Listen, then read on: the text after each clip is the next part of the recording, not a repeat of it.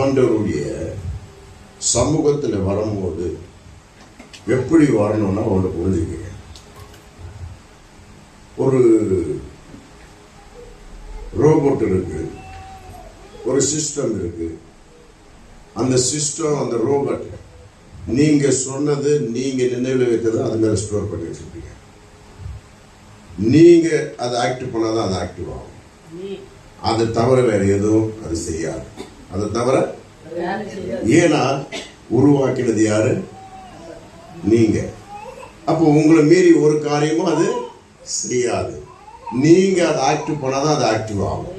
நீங்க அதை ஸ்டாப் பண்ணா அது ஸ்டாப் ஆயிடும்.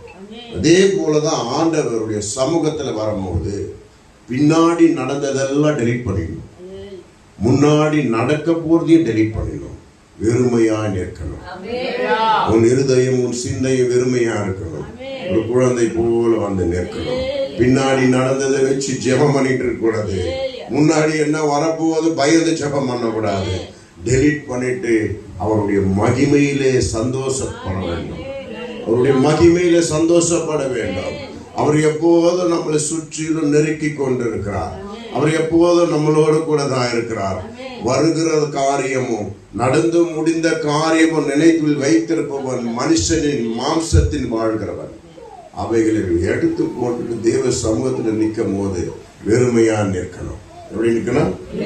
வெறுமையா நிற்கணும். அப்பதான் தேவனுடைய வார்த்தை நம்ம காதல விடும்.